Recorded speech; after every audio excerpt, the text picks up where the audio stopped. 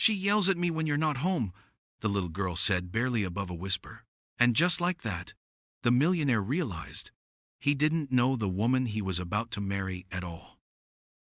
The marble hallway stretched out like something from a palace, polished so smooth that the light from the crystal chandelier shimmered across the floor in ripples of gold. 8-year-old Clara stood there barefoot, her toes curled against the cold surface, her small frame swallowed by the high ceilings and tall windows. She held her breath as though the house itself might hear her, and her hand clutched the edge of her faded sweater like a shield. At the far end of the hallway, Daniel Ashford stood by the door of his study, phone pressed to his ear, speaking with the sharp, quick tone that only men who carried millions on their shoulders seemed to use. His words were about stocks and contracts, but Clara wasn't listening. She was waiting for the moment when his eyes would finally shift to her. When he turned and saw her, he raised a hand, signaling for patience while he finished his call. Clara's stomach twisted. Waiting was something she had done her entire life. Waiting for meals in foster homes. Waiting for adults to decide her future. Waiting for kindness that often never came. But this was different. She couldn't wait. Not now. Not after what had just happened in the drawing room. She shuffled closer, her small sneakers squeaking faintly on the polished floor, and when Daniel finally set his phone down on the desk, she was already close enough to tug on his sleeve. He looked down, his face still carrying the tight lines of business, but he softened them for her, as he always tried to. "What is it, Clara?" His voice was calm, deep, touched with the patience of a man who wanted to be good at fatherhood, though it was something he was still learning. Clara rose onto her tiptoes, leaning so close her breath brushed against his ear. Her whisper was shaky, almost too quiet to hear. "She yelled at me," she said. "Victoria, she yelled when you weren't here." For a moment the air stilled, as though the house had taken in her words and was waiting to see what Daniel would do. His brow furrowed slightly, not in anger but in confusion, because Victoria had always been charm itself when he was around. Her voice was sweet, her laugh effortless, her touch on Clara's shoulder always gentle. He crouched a little, so his eyes were level with hers, searching her expression the way he might study a contract for hidden details. Clara's eyes were wide and earnest, dark pools of truth that children carry when they've not yet learned how to hide it. She didn't look like she was making up a story. She looked like she was carrying something heavy, something she could no longer keep inside. Daniel's chest tightened.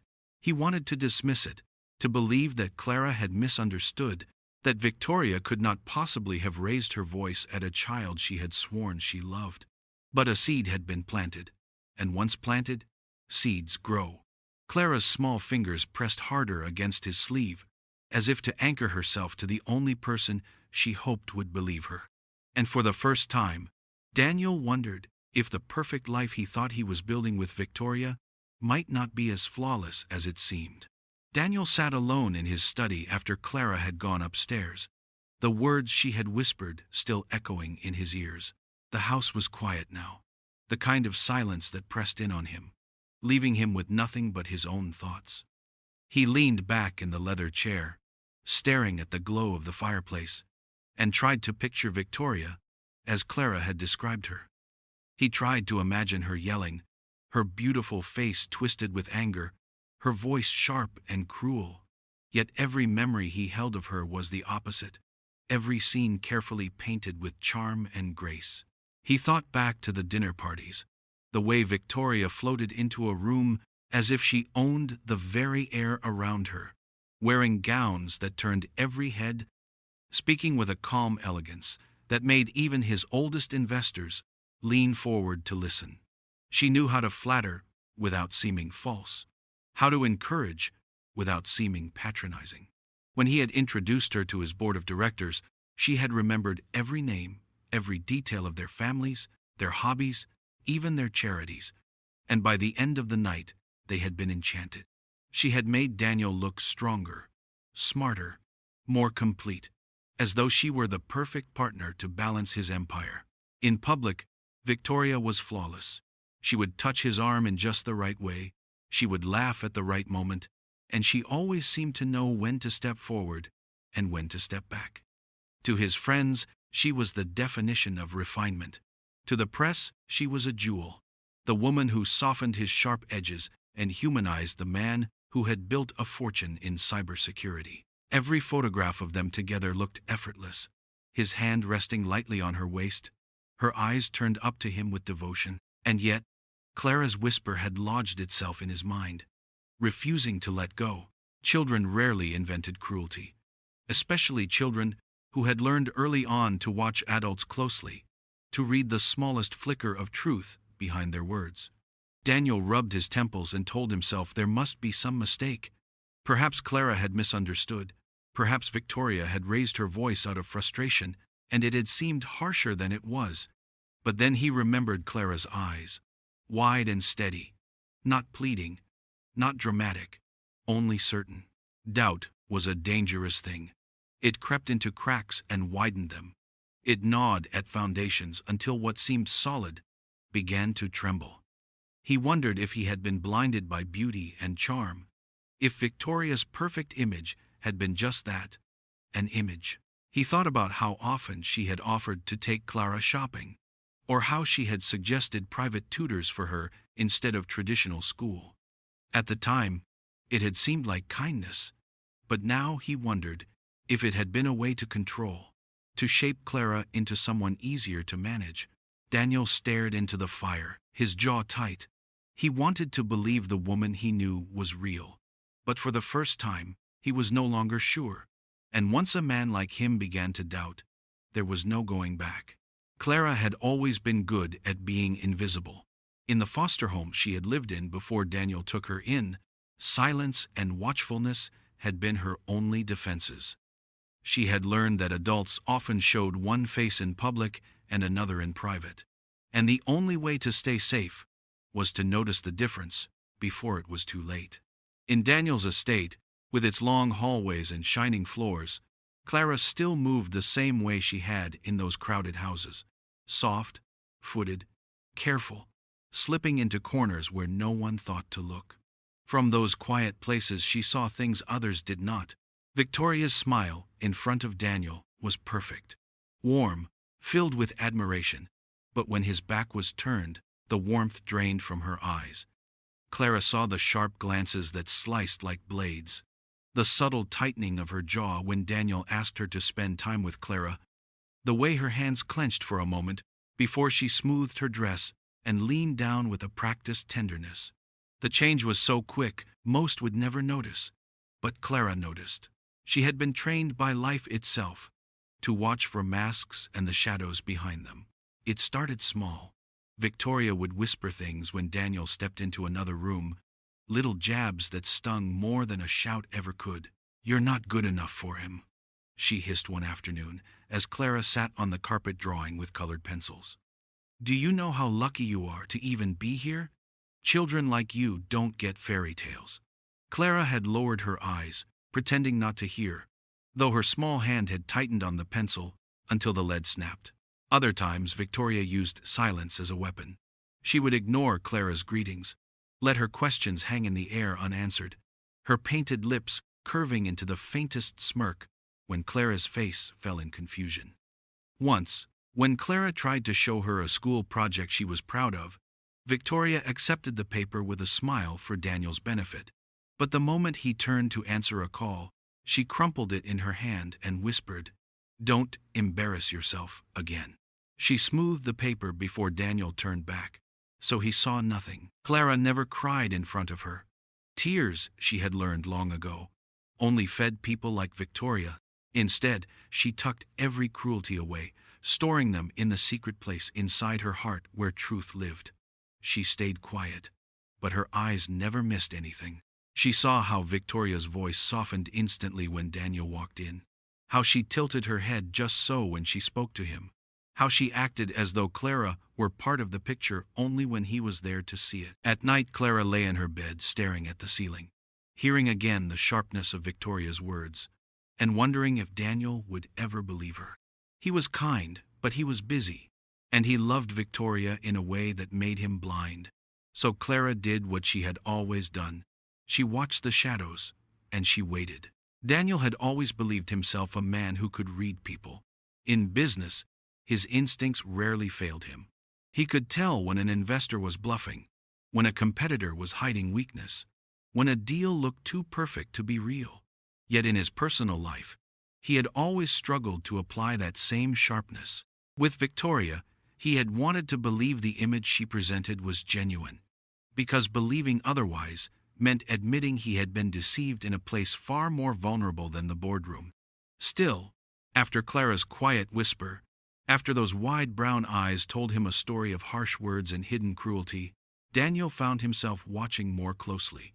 And once he began looking, he started to see. It was at breakfast first. Clara sat at the table with a bowl of fruit, quietly peeling an orange, when Victoria swept into the room in a silk robe. She bent down, kissed Clara on the crown of her head, and chirped, "Good morning, sweetheart," in a tone so sugary it nearly rang false. Daniel, pouring his coffee, noticed the slight delay in Clara's reaction, how the girl's shoulders stiffened before she forced herself to smile. Victoria leaned back with a satisfied glance at him, as if waiting for approval. He gave her a smile out of habit, but inside, something shifted. The affection seemed exaggerated, like lines from a play. Later that week, they attended a charity gala downtown. Daniel was introducing Victoria to an old colleague when he felt Clara's small hand slip into his purse. She rarely sought attention in crowds, so he glanced down and saw her face pale. Across the room, Victoria was laughing with other guests, her laughter too bright, her hand brushing Daniel's arm whenever she spoke to someone new, as though marking territory. When Daniel introduced her to the head of a foundation, she leaned into Clara suddenly, praising her schoolwork in front of the man as though she were the most devoted stepmother in the world. The compliment was generous, almost glowing, but Clara's eyes darted up at Daniel for just a second, a silent question he couldn't ignore. Once the idea had lodged in his mind, he couldn't stop noticing. He saw how Victoria always raised her voice with extra warmth when he entered a room, how her questions to Clara sounded less like curiosity and more like rehearsed lines designed for his ears. When she tucked Clara into bed one night, while he lingered in the hallway, he caught the careful way she tilted her head, her voice pitched high, almost theatrical. But as he stepped inside, her smile brightened even further, her hand smoothing the blanket as though she had been caught in a photograph. Clara said nothing, only blinked up at him with eyes that carried more truth than any words. The more he observed, the less certain he became. Maybe Victoria's love was real, but if it was, why did it feel so staged? Why did it always seem to appear only when he was watching? The crack Clara had opened with her whisper was widening, and Daniel felt the first pang of doubt twist deeper into his chest. The house was quiet that night, the kind of stillness that made every sound carry farther than it should. Daniel had finished a late call with his legal team and was sitting in the library, a glass of untouched scotch resting on the table beside him, when he heard the faint creak of the door. Clara stood in the frame, barefoot in her pajamas, her hair tangled from restless sleep. She didn't speak right away, and Daniel, surprised to see her awake at such an hour, set the glass aside and gave her his full attention. "Can I sit with you?" she asked softly, her voice carrying the kind of caution children use when they are never sure how an adult will respond. Daniel nodded and motioned her toward the leather armchair opposite his own. She climbed into it slowly, hugging her knees to her chest, her small face half hidden behind her arms. For a moment she seemed to search for courage, her eyes fixed on the fire as though the flames might lend her strength. "Clara," Daniel said gently, "you know, you can tell me anything." Her lips pressed together, then parted. "It's not just that she yells," she whispered. Her voice was so faint Daniel had to lean forward to catch the words. "She punishes me when you're not here." A cold weight settled in his stomach. He kept his expression steady, not wanting to frighten her, but inside his thoughts churned. "What do you mean by punish?" he asked carefully. Clara's eyes flicked up to his, searching for disbelief or anger, but finding neither, she continued. She takes my toys away, not like when kids are grounded, but just because she says I don't deserve them. She tells me my room is too nice for someone like me, that I should remember where I came from. Sometimes she hides my books, so I can't read until I say sorry for things I didn't even do.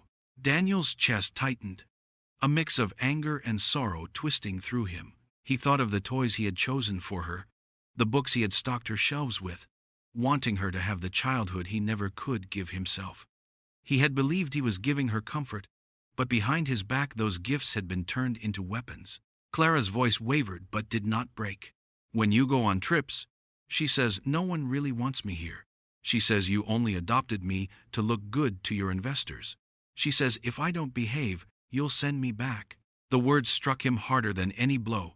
He leaned forward, elbows on his knees, his hands clasped to stop them from trembling. Clara, he said, his voice low and steady, I would never send you back. Do you understand? Never. Irriganded or Protion. Tears shone in her eyes but did not fall. I wanted to believe that, she whispered. But when she says it, it feels real. In that moment, Daniel understood the full weight of the damage Victoria's subtle cruelty had done. It wasn't only about toys or books. It was about safety, about belonging. And Clara, this small, brave girl, had carried it alone until now.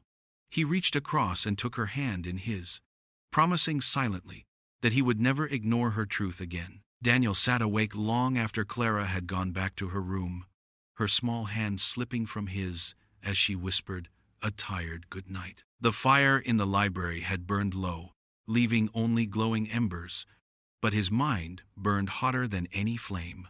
He wanted to believe her, every word she had said, because her eyes had carried no trick, no attempt to win sympathy, only the heavy truth of a child who had been brave enough to speak. Yet at the same time another voice in his mind pushed against it, whispering reminders of the woman upstairs, the woman he had chosen to marry. Victoria was adored. She was the one who turned heads at galas, the one who made journalists scribble about elegance and modern grace, the one who could calm investors with a smile and impress them with carefully chosen words about family values. How could someone like that be cruel to a child? The thought seemed almost absurd, and yet Daniel knew appearances were crafted with care, and Victoria had always been a master of performance. He wondered how long she had been performing for him, how many times he had mistaken rehearsed sweetness for genuine affection. Still, doubt gnawed at him. He imagined confronting her, accusing her of punishing Clara when his back was turned, and the picture that formed in his mind was of Victoria's face crumpling into confusion, her hand pressed to her chest, as she cried out in disbelief. He could almost hear her soft voice insisting that Clara misunderstood, that she was only trying to teach discipline, that the girl was twisting words because she resented sharing his attention.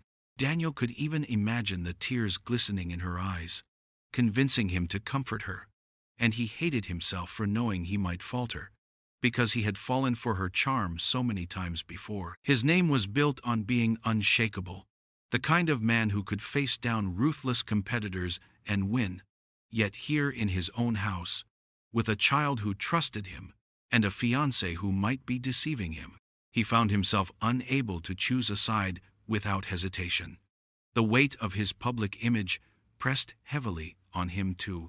The society pages had already painted them as the perfect couple, power and beauty entwined, and investors whispered about how his marriage would stabilize his personal life and expand his influence. If word spread that his fiancée was cruel to the child he had adopted, it would not only end the relationship, it would make him look like a fool who could not judge character. Daniel rubbed a hand across his face, exhausted yet wide awake. He wanted to believe Clara, but he also wanted to believe the woman he loved was not capable of such malice. The conflict tore at him, denial battling doubt, until he felt the ground beneath his certainty begin to crack. For the first time in years, Daniel realized he could not see the truth clearly, and that frightened him more than anything. The morning after Clara's late-night confession, Daniel walked through the quiet halls of his estate, with a weight in his chest that no amount of business success could ease.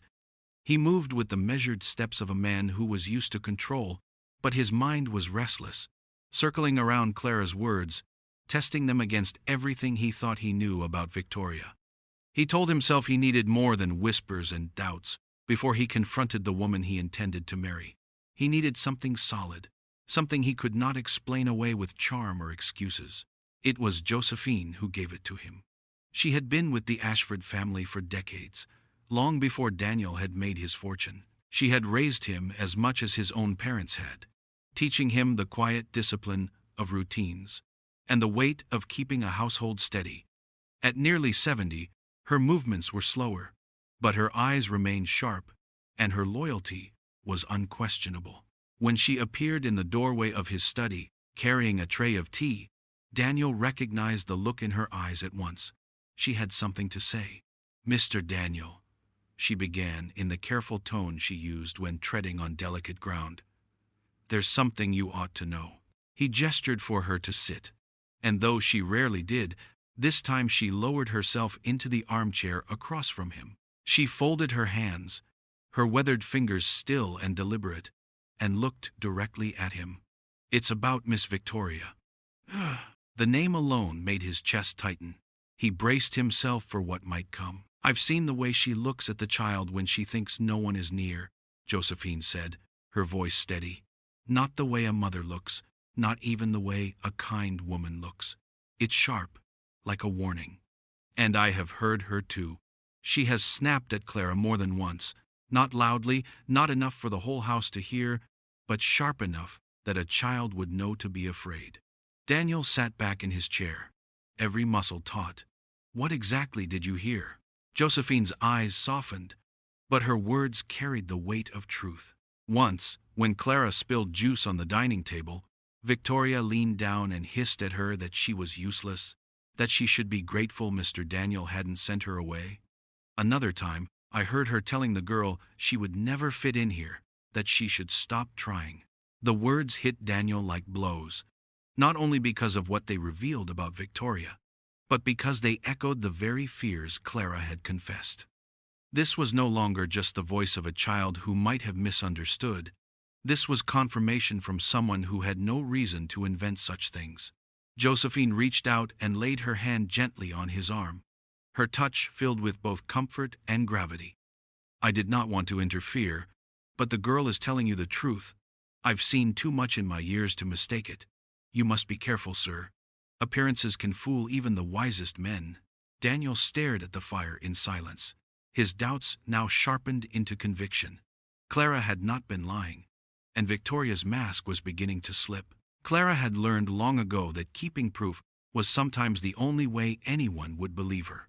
In foster homes, she had hidden bruised dolls or broken toys, evidence of what other children had done when adults turned their backs. Now, in Daniel's grand estate, she found herself doing something similar without even meaning to. It happened on a gray afternoon, when Victoria decided she wanted to spend time with her, insisting with a sweet smile that they should play together while Daniel was out on a call. Clara had her tablet in her lap because she had been sketching on it before Victoria came in. She set it aside on the couch without turning it off, its camera still facing the room, its screen dimmed but quietly recording. At first, Victoria's voice was as smooth as honey. She handed Clara a puzzle box and said how much fun it would be to put it together. She clapped her hands and praised her when she slid the first piece into place. But when Clara fumbled the next one, Victoria's expression shifted, her eyes narrowing, her tone dipping into something sharp. "Do it properly," she hissed, so low that Clara almost thought she imagined it. Clara tried again, her small fingers trembling, but Victoria's sigh was heavy, impatient. "Honestly, how does Daniel expect me to spend time with you if you can't even manage a simple toy?" Clara froze, the words slicing into her like cold wind. She glanced at the tablet lying on the couch and thought of nothing except finishing the puzzle quickly so Victoria would leave her alone. The sweetness returned when Daniel's footsteps sounded in the hallway. Victoria's voice rising in cheerful praise once more, telling Clara what a clever girl she was, clapping as if the game had been a delight. Daniel poked his head into the room, smiled at the sight, and moved on without knowing what had really been said. Later that night, when the house was quiet and Daniel sat at his desk reading emails, Clara padded in, clutching the tablet to her chest. Her face was pale but steady, her eyes serious. She held the tablet out to him and whispered, "I didn't mean to, but I recorded her." Daniel frowned, confused, until she slid the device into his hands and pressed play. The video was shaky, the camera angled sideways, but the sound filled the room. First came the sugary tone, then the shift, the snap of irritation, the cruel words hissed like poison. Daniel's chest tightened as he listened, every syllable undeniable, every ounce of performance stripped away. When the recording ended, Clara whispered again, "That's what she's like when you're not here." Daniel leaned back in his chair, the weight of proof settling hard on his shoulders. Doubt had haunted him before, but now doubt was gone. What remained was truth, raw and unshakable. He looked at Clara, at the courage it had taken for her to bring this to him, and for the first time he saw not just a child needing protection, but an ally who had risked her small world to save his. Daniel carried Clara's tablet with him all evening, the recording playing in his head long after he had closed the screen. The proof was undeniable. Sharp words, like shards of glass, hidden beneath the sugar of Victoria's voice. He felt the weight of it pressing on his chest as he walked down the sweeping staircase, his jaw set with a resolve that had won him boardrooms and broken competitors. Tonight he would face her.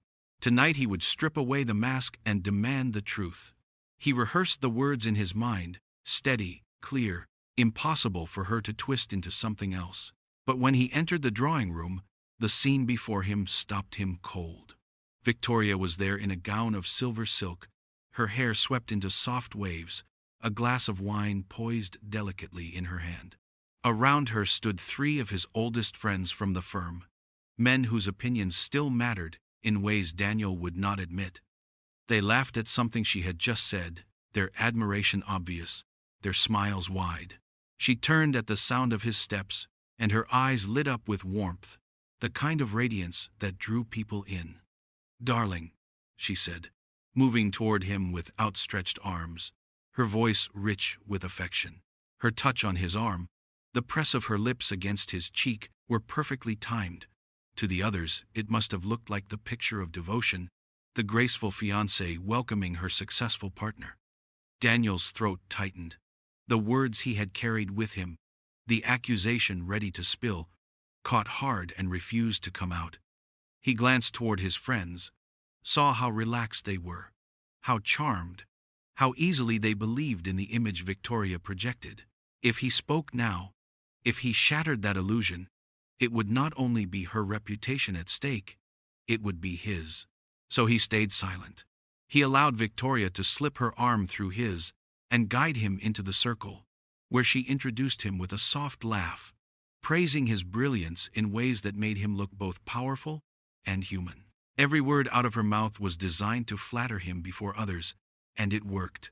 The guests nodded, pleased, their admiration clear.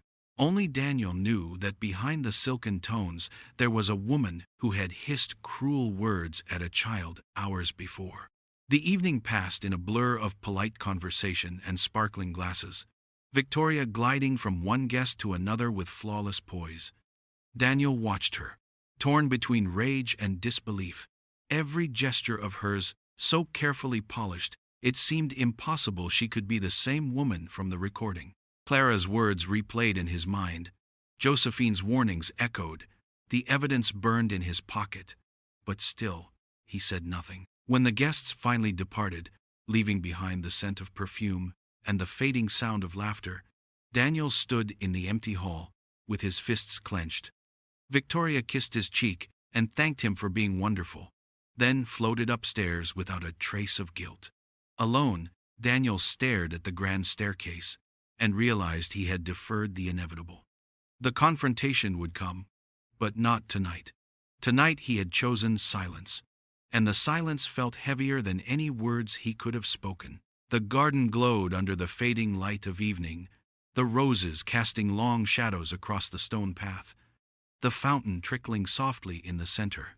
Clara had been sent outside to get some fresh air, while Victoria arranged flowers for a dinner party. At least that was the excuse she gave Daniel. In truth, Victoria followed her with a smile that faded the moment they were out of sight of the house. Clara bent over the edge of the fountain, tossing pebbles into the water, trying to keep her hands busy, but her shoulders were tight, as though she already sensed what was coming. Victoria's heels clicked against the stones as she moved closer. Her voice dropped into that sharp tone Clara knew too well. "Do you enjoy embarrassing me, you ungrateful little girl?" The words were hissed, each syllable cutting like a knife.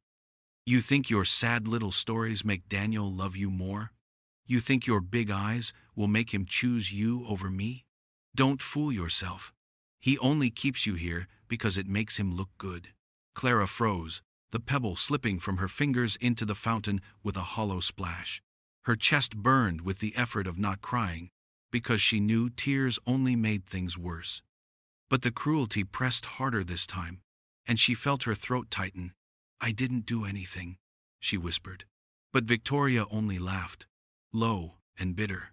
"You exist, and that's enough," Victoria snapped, stepping closer, her hand darting out to snatch the toy Clara had brought with her, a small stuffed rabbit she carried when she needed comfort. Victoria held it up with disdain, her smile cold. "Pathetic. Do you think Daniel would be proud to know his adopted daughter still clings to scraps like this? You don't belong here, Clara. Not with him, not with me. Remember that." That was the moment Clara broke. She turned and ran, the tears she had been holding back spilling freely as her small feet carried her across the garden path, stumbling over the gravel in her haste to escape. She fled toward the servants' wing, where Josephine had been tending to the laundry, and crashed into the older woman's arms. Josephine steadied her instantly, her heart clenching as she saw Clara's pale face streaked with tears. She pulled the child close, whispering soothing words in her ear, rocking her gently as if she were her own grandchild. "Hush, little one," Josephine murmured, smoothing back Clara's hair. "You're safe here, safe with me." Clara clung to her, trembling, the stuffed rabbit pressed between them. She didn't try to explain, she didn't need to. Josephine had seen enough, heard enough, to understand. But what neither of them realized was that Daniel had entered the garden just moments earlier, walking the path from his study to clear his head. He had heard the tail end of Victoria's words, the sharpness in her tone slicing through the evening air, unmistakable and cruel. He stopped just beyond the hedge, his body rigid, his breath caught in his chest. For the first time, he didn't just suspect, he knew. The mask had slipped too far, and now there was no denying what Victoria really was when she thought no one was watching. Daniel waited until the house was quiet, until the sound of Clara's soft sobs had faded upstairs, where Josephine was still sitting with her, until the weight of what he had heard in the garden pressed against his chest so heavily he could not breathe without addressing it. He found Victoria in the sitting room, a glass of wine in her hand, her figure poised in the glow of the chandelier as though she were preparing for a portrait. She turned at his entrance, her smile immediate, radiant, perfectly rehearsed. "Darling, there you are. I was beginning to think you had locked yourself away with those endless emails again." Daniel did not return the smile. He closed the door behind him, his expression unreadable. "We need to talk." His tone was sharp, steady, the voice of a man who was used to being obeyed. Victoria's eyes flickered, just for a moment, before she smoothed it over with a laugh. "Oh, how serious. Is this about the dinner seating chart? Because I promise you, no one cares where they sit." "This isn't about dinner," Daniel said flatly. He stepped closer, his gaze fixed on her face. "It's about Clara." Her laugh faltered. "Clara? What about her?"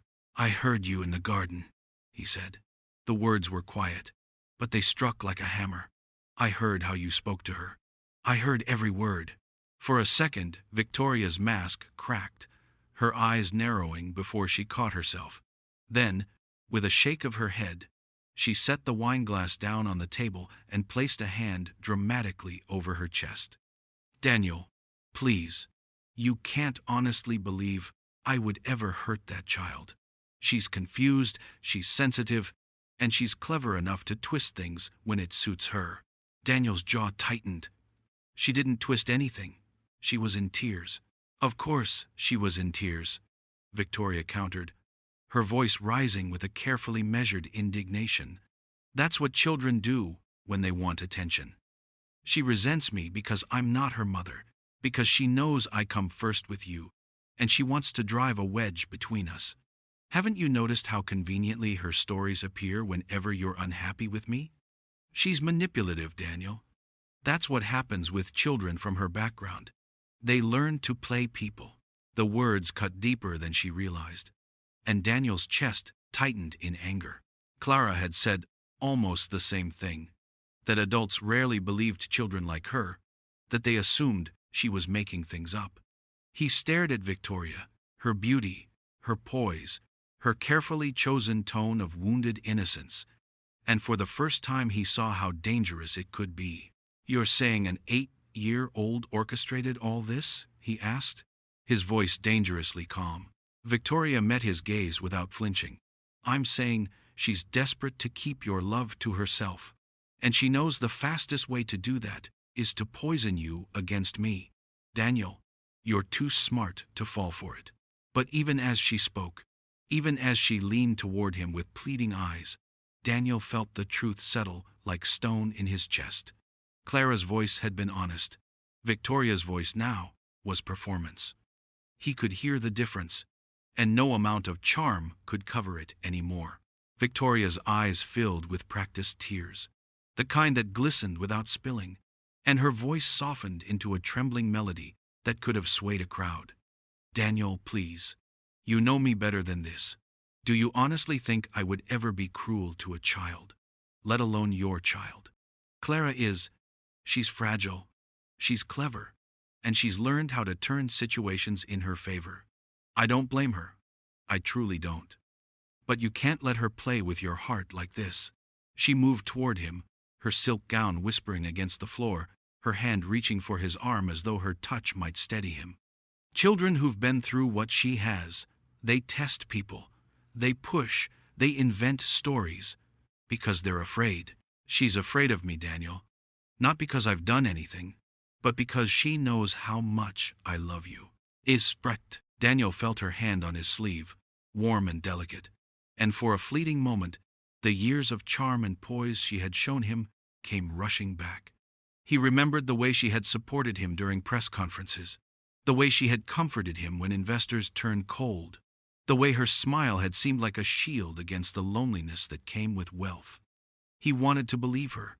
He wanted to believe that Clara, sweet and sharp though she was, had misunderstood that Victoria's devotion was real. Victoria leaned closer, her voice dropping to a whisper full of sorrow. "She tells you these things because she's scared of losing you. She sees me as a rival for your love. But I'm not, Daniel. I want to be her mother. I want to love her the way she deserves. But she won't let me in. Can't you see that?" For a moment, his resolve wavered. The words were wrapped so carefully in sincerity that they almost sounded like truth. His chest tightened with conflict. He thought of Clara's recording, of Josephine's steady warning, of the cruelty he had overheard in the garden, and yet Victoria's pleading eyes tugged at the part of him that still remembered why he had chosen her. His silence stretched long enough that Victoria pressed her advantage, her lips trembling as she whispered, "Please, don't let a child's fear ruin what we've built together." But Clara had been standing in the doorway, unseen, clutching her stuffed rabbit to her chest. She had heard everything, and the sight of Daniel's hesitation, the pause that spoke louder than any words, made her heart sink. She had dared to believe he would stand firmly with her, that the truth she had carried like a heavy secret would finally set her free. Instead, all she saw was his doubt, his longing to believe the woman whose cruelty only showed when his back was turned. Her small face went still, the light in her eyes dimming as though someone had blown out a candle. She turned quietly and walked back up the stairs, each step heavier than her small frame should have to bear. Daniel didn't see her leave.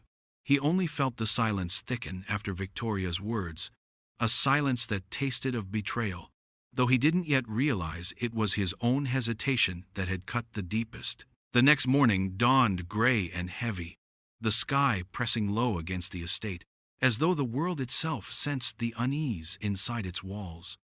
Daniel sat at the breakfast table, his coffee untouched, his mind torn between two opposing truths: Clara's steady eyes filled with quiet pain, and Victoria's tearful pleas wrapped in perfect logic. He wanted to find certainty, but his heart and his head were pulling in different directions. He barely noticed when Clara entered the room until she slid into the chair opposite him, her small frame straight and still, her stuffed rabbit clutched under one arm like a soldier's shield. She did not wait for him to speak. Her voice, calm and clear, broke the silence before it could swallow them both. "I need to tell you exactly what she does," Clara said. She didn't tremble. She didn't whisper. She simply stated it, as though presenting facts in a classroom. Her brown eyes held his with a strength that startled him, a quiet courage that felt far older than her 8 years. "When you're here," she smiles at me, Clara continued. "She calls me sweetheart and tells me I'm clever. But when you walk away," her smile disappears. "She tells me I don't belong here. She says you only adopted me so people would think you're kind. She hides my books. She takes away my toys. Last week, she told me if I spilled my juice again, you'd send me back to the home." Daniel's chest tightened. Every detail was precise. Every word carried the ring of memory, not invention. Clara's voice did not waver, and she never broke eye contact. "In the garden yesterday," she said, her small fingers twisting the rabbit's ear, "she told me I was pathetic. She said you would be ashamed if you knew I still slept with this. She told me I would never fit in. She took it from me and held it like it was garbage." The images pierced Daniel, sharper than any accusation. He had heard the edge of Victoria's cruelty with his own ears, but hearing Clara speak of it so plainly, so bravely, stripped away the last defense of doubt. She was not manipulating. She was not acting out. She was laying bare the truth with a clarity adults often lacked. "You don't have to believe me," Clara said softly, though her eyes never left his. "But I know what I heard, and I know what she said, and if you choose her, then at least I told you the truth." Daniel felt the weight of her words press deep into his chest. It wasn't only what she had said, it was how she had said it. Without drama, without tears, only the calm steadiness of a child who had carried too many secrets alone. Her bravery shook him in a way Victoria's polished charm never could. He reached across the table, taking Clara's small hand in his, and for the first time, he felt her trust resting entirely in his choice. Victoria entered the library with her usual grace, her perfume drifting ahead of her like a soft curtain of roses, her gown the color of wine shimmering in the light. She smiled when she saw Daniel waiting by the fireplace, a smile that had melted investors and charmed journalists, but tonight it met a wall of silence. He stood with his arms folded, his gaze steady, and on the table beside him lay Clara's tablet, screen dark but heavy with the recording it carried. "Darling," Victoria said smoothly, crossing the room as though nothing had changed. "You look so serious. Is something wrong?" Her tone was rich with practiced concern, the sort of tone designed to soothe before a single accusation could be made. Daniel did not answer immediately. He let the silence stretch, let the weight of his eyes pin her in place. At last he said, "I've heard you. Not the version of you that smiles in front of me. The other one." His voice was even, but there was steel underneath it. For a heartbeat, her expression flickered, the smallest tremor in the corners of her lips. But then she laughed lightly, shaking her head as though dismissing the absurd. "You can't be serious. Has Clara been filling your head again?" Daniel, she's a child. Children exaggerate. You know this. I heard it myself, he said. He tapped the tablet once with his finger. You told her she was useless. You told her she should be grateful I haven't sent her away. Do you deny it? The mask cracked. Not fully. Not yet. But enough for the light to catch the cold glint in her eyes. Her voice sharpened as she stepped closer. You're really going to take the word of an 8-year-old over mine? A girl who clings to stuffed animals and follows you around like a lost puppy? She's manipulating you, Daniel, and you're too blind to see it. This is the Proserpine Downs. Daniel's jaw tightened, but he didn't look away. No, he said slowly. I see you now. For the first time, I see you. Something in his calm refusal broke the last thread of her performance. The warmth drained from her features, leaving behind a face carved in ice. Her voice lost its melody, dropping into a low hiss that held nothing but disdain. That child will ruin you. She'll drag you down with her pitiful sob stories and her broken past, and you will let her, because you're too weak to admit you made a mistake bringing her here. The words hit the air like stones, heavy and cruel. There was no charm left, no sweetness, only the unfiltered cruelty Clara had endured in silence. Daniel stood still, his heart pounding, but his mind suddenly clear. Every whisper, every warning, every tear Clara had shed had been true. The mask had fallen at last, and in the cold rage of Victoria's eyes, he saw not the woman he had loved, but the threat he had invited into his home. The following evening, the storm finally broke, not outside where the sky hung heavy and dark, but within the walls of Daniel's home. He had called Victoria into the library again, but this time he was not alone. Josephine stood near the tall windows, her posture straight despite her age, her hands resting on a leather-bound notebook she held like a shield. Clara sat quietly in the corner, her stuffed rabbit tucked against her chest, her wide eyes following everything but her lips pressed tightly shut. The air felt charged, as though the house itself was bracing for what was to come. Victoria swept into the room with that same polished elegance she always carried, her smile wide, her voice warm. Daniel, what is this? A tribunal? Surely you don't expect me to entertain more of Clara's stories? Her laughter was light, but the edge beneath it was visible to anyone who cared to look. Daniel did not smile. He gestured toward Josephine. She has something to show you. Josephine stepped forward, her expression calm but firm, and opened her notebook. The pages were filled with careful handwriting, neat columns of dates and times. She cleared her throat before speaking. I did not want to interfere at first, but I have been in this house long enough to know when something is wrong. So I kept notes.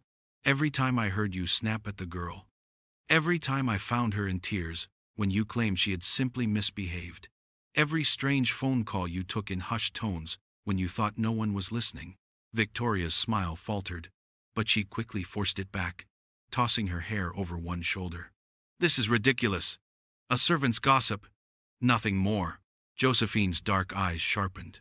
I wrote down the morning you told Clara she was unworthy of her room, the afternoon you hid her books, the night I heard you threaten that Daniel would send her away. I also noted when you called someone from your car at dawn, speaking about inheritance, and shares as though this house and this family were yours already. These are not gossip, Miss Victoria. These are facts. Daniel reached across the table and placed Clara's tablet beside the notebook. He pressed play, and once more the room filled with Victoria's sharp voice, her words cutting, her tone venomous. The sound was undeniable. Every excuse she had given before crumbled under the weight of her own voice. Clara lowered her head as the recording played, but Daniel reached out and placed his hand over hers, steady and protective. When the recording ended, the silence was deafening. Victoria's mask cracked fully now, panic flashing in her eyes, anger rising beneath it. You're both conspiring against me, she spat. An old woman with too much time and a child desperate for pity. And you, Daniel? You're willing to throw away everything we've built because of their lies? Daniel's voice was cold and steady. Not lies. Evidence. I don't need your performance anymore, Victoria. You are exposed. Her eyes darted from the notebook to the tablet to Daniel's unyielding face, and for the first time she realized there was no path left to charm her way out. The walls she had built of beauty and grace had collapsed, leaving only the truth, raw and undeniable, staring her down. The library felt colder than it ever had, though the fire burned bright in the hearth. Victoria stood near the door, her gown glittering under the chandelier, her lips curved in a smile that no longer reached her eyes. Daniel remained by the desk, Clara's tablet and Josephine's notebook resting on the polished surface like evidence laid out in a courtroom. The silence between them was sharp, heavy with everything that had already been revealed. When Daniel finally spoke, his voice carried the weight of finality. "It's over, Victoria," he said, his gaze fixed on her. "The engagement is finished." For a moment she simply blinked at him, as if her mind could not process the words. Then her expression twisted, her smile collapsing into something jagged. "You can't mean that," she said, her voice shaking not from sorrow, but from fury. "After everything I've done for you, after how I've stood by your side, you're going to throw me away because of a child's lies and an old woman's scribbles?" Daniel's jaw tightened, but his tone remained calm. "This isn't about scribbles. It's about truth. I heard you myself. I saw what you are when you think no one is watching, and I will not allow that cruelty anywhere near Clara again." Victoria's eyes narrowed, her voice dropping to a low hiss. "You're a fool, Daniel. Do you think anyone else will tolerate your moods the way I have? Do you think investors respect you because of your brilliance alone? No. They respect you because of me, because I made you human, because I made you appear like a man who could love. Without me, you're just another arrogant millionaire hiding behind numbers." Her words struck with practiced precision, but Daniel didn't flinch. "If their respect depends on lies, I don't want it," he replied. "I would rather be alone than tied to someone who poisons the very home I've tried to build." Victoria's calm broke then. She strode forward, her hands clenched into fists, her eyes blazing. "You'll regret this. I will ruin you. I will tell everyone how unstable you are, how reckless you've become since taking in that girl. I will not be discarded like some ornament." Before she could unleash more, Josephine stepped forward, her presence steady as stone. "That's enough," she said firmly. At Daniel's nod, 2 members of the security staff appeared at the doorway, summoned quietly beforehand. They moved with quiet authority, one of them extending a hand toward Victoria. "You can't do this to me," she spat, her voice cracking, as they guided her toward the door. "You'll beg me to come back. You'll see I'm the best thing that ever happened to you." Her words echoed down the hall, but they sounded hollow now, stripped of the charm she once wielded so easily. Daniel did not move until the front doors closed with a heavy finality. He exhaled slowly, his body taut with both anger and relief. Clara peeked from the staircase where she had been watching, her small face pale but hopeful. He met her eyes and gave her a single nod, silent but certain. The illusion was gone. Victoria was out of their lives, and what remained, though fragile, was finally real. The storm outside the estate arrived at the same time as the storm within the city. The morning newspapers carried headlines about Victoria's duplicity, leaked recordings and logs circulating faster than Daniel could track. What had begun as whispers in society, circles exploded into a firestorm of scandal. Articles spoke of her cruelty toward a child, her manipulation behind closed doors, and the way she had carefully staged every smile and every gesture to secure her place at Daniel's side. Photographs of her at galas, once symbols of elegance, now looked staged and sinister under the weight of truth. The same friends who had praised her grace now spoke in hushed tones about how relieved they were not to be in her presence. Daniel watched the collapse from his study, but he did not linger on it. For years, he had thought image was everything, that a man like him could only survive if the world admired not just his success, but his choice of partner. Now, with Clara sitting on the floor nearby drawing quietly, he understood how empty those illusions had been. Victoria's public mask had crumbled, but the damage it had done inside his home would take longer to heal. Clara had been the one to see through it all, the one to stand steady when even he had doubted. The phone rang constantly with calls from journalists, colleagues, even distant acquaintances pretending concern but hungry for detail. Daniel answered none of them. He instructed Josephine to turn visitors away, to let the gates stay shut. His priority was no longer the world's opinion, but the small girl whose trust had saved him from a disastrous mistake. He watched her as she colored, her brow furrowed in concentration, and he thought about the night she had first whispered the truth to him, the courage it had taken for such a small voice to speak against such a powerful mask. In the city, Victoria's name turned from praise to ridicule. Invitations disappeared overnight, business partners distanced themselves, and the same media outlets that once called her flawless now dissected her every lie. She lashed out publicly, calling the accusations slander, blaming jealous rivals, even suggesting Clara had been coached. But the evidence was undeniable, her own voice recorded, her words etched in Josephine's careful notes. Each denial only made her look smaller, angrier, more exposed. Daniel shielded Clara from the noise. He kept the television off, hid the papers before she could see the headlines, and filled the days with quiet routines that reminded her she was safe. They took long walks in the garden, where the roses were beginning to bloom again, sat together at breakfast with no tension pressing down on the table, and spent evenings in the library, where Clara read aloud to him in her steady little voice. He realized he had nearly sacrificed this peace for a woman who had built her life on deception, and the thought chilled him. Looking at Clara, Daniel felt both shame and gratitude. Shame that he had almost failed her. Gratitude that she had saved them both. She had shattered the illusion that had nearly trapped them, and in doing so, she had given him back not just clarity, but family. For the first time in years, Daniel felt the strength that came not from wealth or admiration, but from truth, spoken by a child who refused to be silenced. Weeks passed, and with them, the noise of scandal slowly faded from the city. Victoria's name was no longer on every front page, her once glittering image reduced to a cautionary tale. But Daniel did not waste his thoughts on her anymore.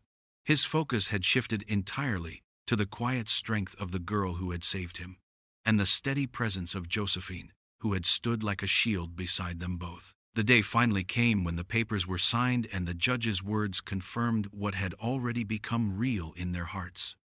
Clara was no longer a guest in his house, no longer a foster child waiting to see if she would be kept or sent away.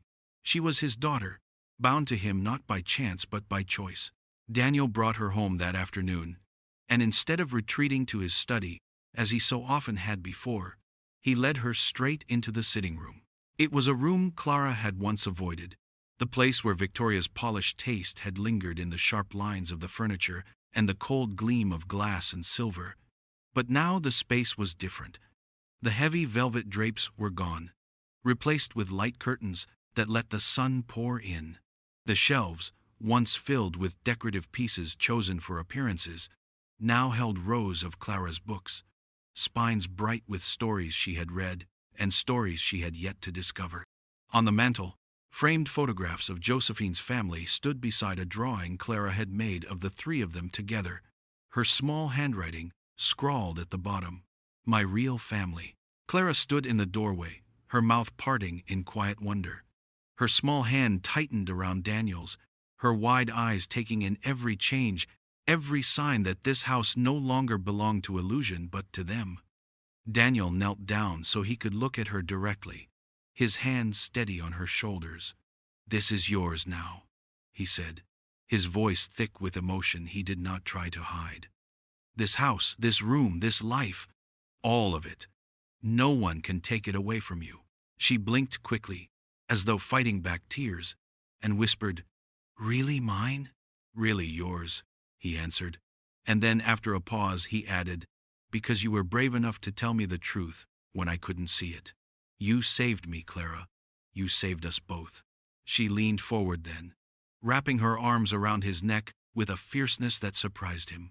For a long moment he held her, feeling how small she was and yet how strong, and he knew he would never forget what her courage had given him.